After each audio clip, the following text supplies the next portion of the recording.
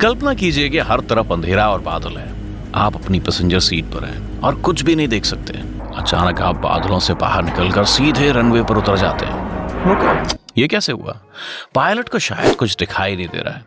ज्यादातर एयरपोर्ट पर उतरने के लिए जिस सिस्टम को यूज किया जाता है उसे इंस्ट्रूमेंट लैंडिंग सिस्टम कहा जाता है। सही जगह पर सेफ लैंडिंग के लिए प्लेन को एक खास रास्ते से जाना होता है।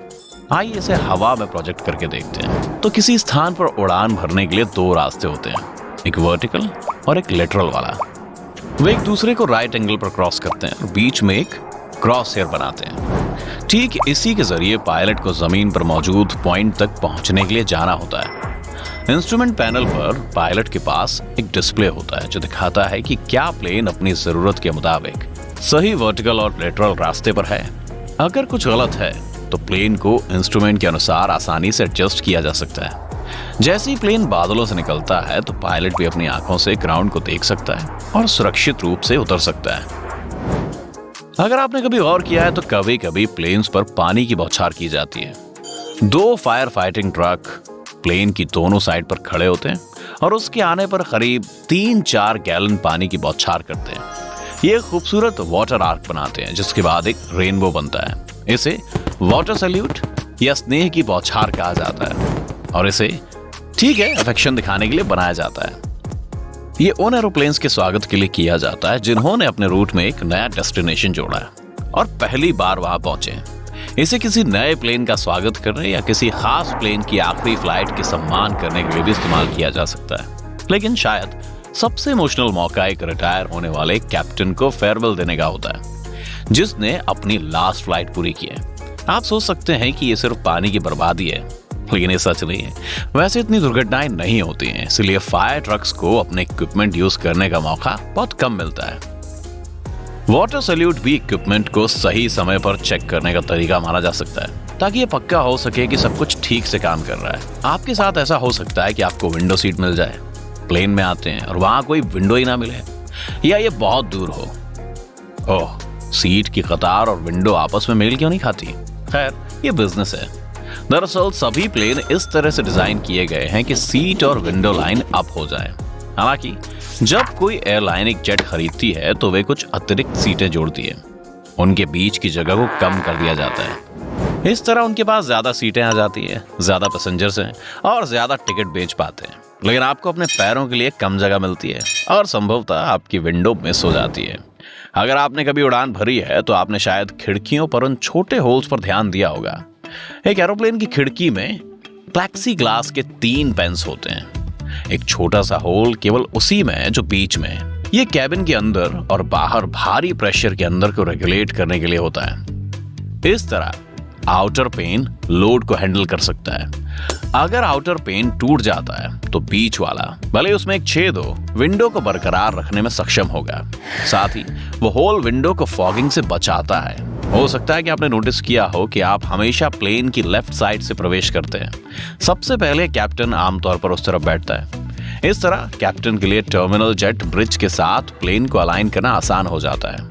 साथ ही प्लेन में फ्यूल भरने और सामान रखने का काम भी दाहिनी तरफ से किया जाता है। अगर पैसेंजर बाईं ओर से आते हैं तो क्रू बिना परेशानी के अपना काम कर सकता है।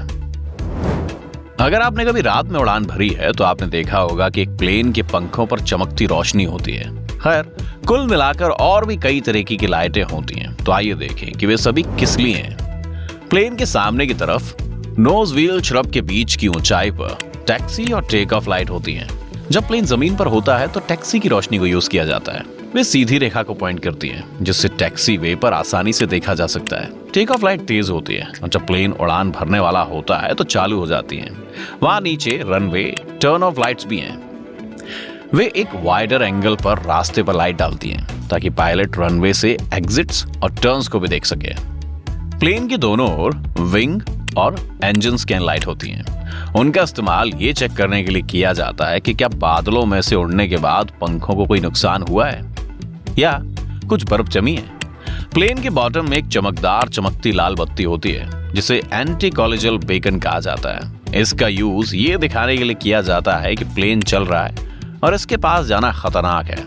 इंजन शुरू करने से ठीक पहले से चालू किया जाना चाहिए और इंजन के काम करना बंद करने के बाद इसे बंद किया जाना चाहिए।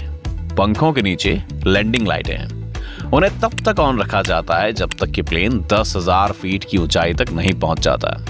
फिर वे जमीन के पास पहुंचते हैं तो वे प्लेन को और ज्यादा विजिबल बनाने के लिए फिर से 10,000 फीट पर चालू हो जाते हैं। विंग टिप्स पर लगी लाल और हरी लाइटों को नेविगेशन लाइट कहा जाता है। असल में वहां पर 3 लाइटें हैं। प्लेन के पीछे की तरफ सफेद है, पायलट के पर्सपेक्टिव से राइट साइड की लाइट ग्रीन है, लेफ्ट साइड की लाइट रेड है।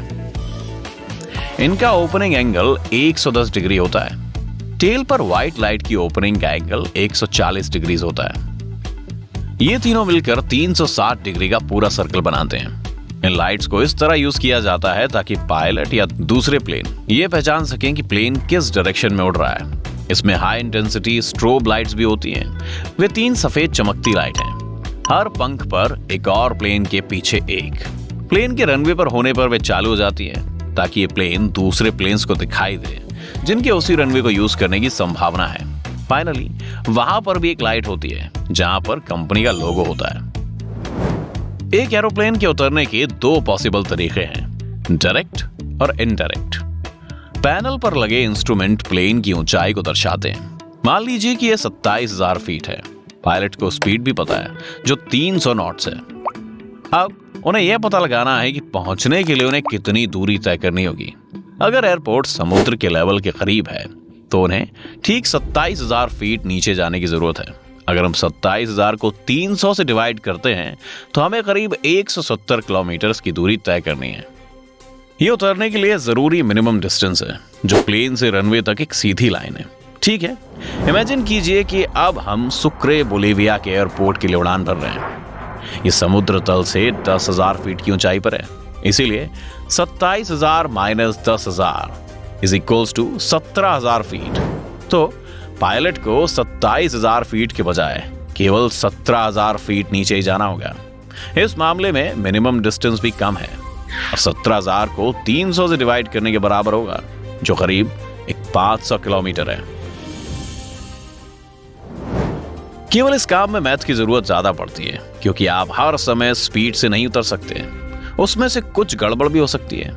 औसतन पायलट स्पीड को 200 नॉट्स तक कम कर देते हैं। वे 1 समुद्री मील में लगभग 10 समुद्री मील कम कर देते हैं। इसीलिए यदि स्पीड 300 नॉट्स है और हमें 200 की जरूरत है तो हमें 100 नॉट्स घटाना होगा। अगर हम 100 के 10 नॉट्स से डिवाइड करते हैं तो हमें 10 समुद्री मील मिलते हैं। हमें इतनी स्पीड कम करने की जरूरत होगी। ठीक है, वे हवा की रफ्तार का भी हिसाब रखते हैं, लेकिन इसे तब तक शामिल ना करें जब तक कि बहुत जरूरत ना हो जाए। आखिर हम मैथ्स की क्लास में नहीं हैं, तो स्पीड को कम करने के लिए जरूरी इन अतिरिक्त मीलों को कैलकुलेट की गई सीधी दूरी तक जोड़ा जाता है। इसीलिए 90 मील के साथ 10 मील मिलकर 100 मील हो जाते हैं। अगर हम हवा को भी कैलकुलेशन में शामिल कर लेते हैं जो सामान्य रूप से पायलट करते हैं तो ये दूरी भी कुल दूरी में जुड़ जाती है। इसीलिए पायलट को 100 मील के ट्रैक पर उतरना चाहिए। हर 10,000 फीट पर पायलट को यह चेक करना चाहिए कि क्या वे सही रास्ते पर हैं और अंत में उतरने तक वर्टिकल स्पीड को उसके हिसाब से एडजस्ट करना होता है। लेकिन ऐसा भी हो सकता है कि कंट्रोलर ट्रैफिक के कारण पहले उतरने की जरूरत होने पर भी नीचे उतरने की अनुमति नहीं देता है। इसका मतलब यह है कि पायलट तब तक प्लेन नहीं उतारता है जब तक उन्हें परमिशन नहीं मिल जाती। फाइनली परमिशन मिलने के बाद वे उतरते हैं। इसलिए अगर वे एडजस्ट नहीं करते तो आप एयरपोर्ट तक नहीं पहुंच सकते। इस मामले में करने के लिए 2 चीजें। सबसे पहले प्लेन को नीचे किया जा सकता है। पायलट जितनी जल्दी हो सके प्लेन को उतरने के प्रोफाइल से नीचे ले जाता है। इस तरह लैंडिंग से पहले एरोप्लेन को फिर से स्लो करने के लिए उनके पास अभी भी काफी स्पेस और टाइम होगा। एक और तरीका है ज्यादा ट्रैक मील के लिए पूछना। अगर पायलट को पता चलता है कि पहुंचने के लिए भरपूर ऊंचाई और स्पीड पाने का कोई रास्ता नहीं है तो वे सीधे एयरपोर्ट की उड़ान नहीं भरते। वे दूरी बढ़ाने के लिए कुछ मोड़ ले सकते हैं और ऊंचाई और गति को कम करने के लिए ज्यादा समय ले सकते हैं। फिर फाइनली वो लैंड कर जाते हैं।